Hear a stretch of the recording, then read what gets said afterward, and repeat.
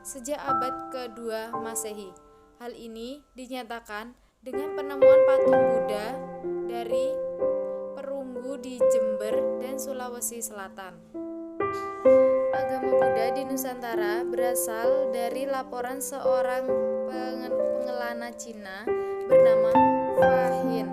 Pada awalnya, abad ke-5 Masehi, dalam laporan tersebut, Fahin menceritakan bahwa selama bermukim di Jawa, ia mencatat adanya komunitas Buddha yang tidak begitu besar di antara penduduk pribumi. Baik, selanjutnya kita akan mempelajari teologi kitab suci dan sakramen agama Buddha. Yang pertama, tentang teologi agama Buddha. Gautama menerima dan melanjutkan ajaran agama Brahma atau Hindu tentang karma. Sekalipun Buddha, Gautama menerima ajaran tentang karma dan samsara itu akan tetapi ia menyelidiki dan meneliti pangkal sebab dari keseluruhan tersebut dan merumuskan di dalam 4 kebenaran utama, yaitu yang pertama, duha atau lahirnya manusia menjadi tua dan meninggal dunia. Yang kedua, samudaya, yang artinya penderitaan itu disebabkan oleh hati yang tidak ikhlas dan hawa nafsu. Yang ketiga, niroda, yang artinya penderitaan dapat dihilangkan dengan hati ikhlas dan hawa nafsu ditahan. Yang kelima, mangga atau jalan. Buddha mengemukakan 4 tingkatan jalan yang harus dilalui, yaitu yang pertama adalah sila atau kebijakan.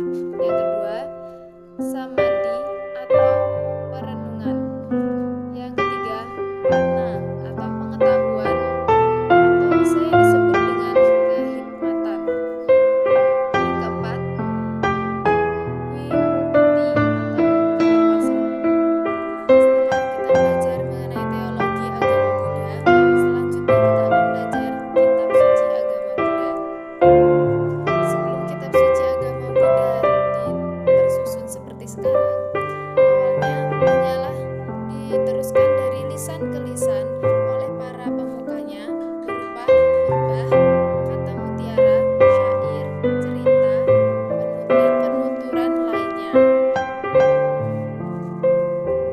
Penyusunan kitab suci secara lengkap dilakukan pada masa Raja Asoka pada abad ke-313 setelah Masehi dan diteliti ulang pada abad 77 setelah Masehi.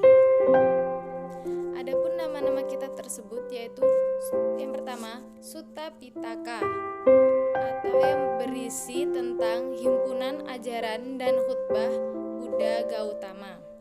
Yang kedua, Vinaya Pitaka, berisi tentang penuturan tata hidup setiap anggota biara-biara atau sangga. Yang ketiga, Abhidharma Pitaka, yang ditunjukkan bagi lapisan terpelajar dalam agama Buddha. Baik, selanjutnya tentang sakramen dalam agama Buddha.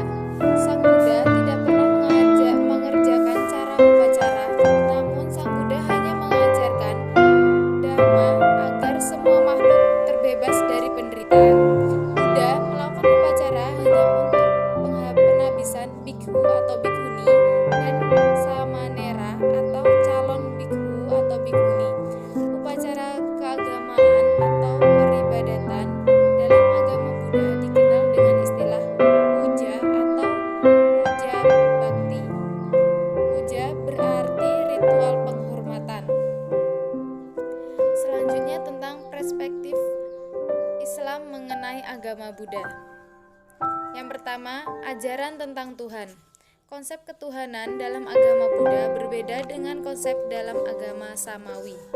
Dalam hal ini, ketuhanan yang Maha Esa adalah suatu yang tanpa aku atau anatta yang tidak dapat dipersonifikasikan dan yang tidak dapat digambarkan dalam bentuk apapun. Yang kedua, ajaran tentang kita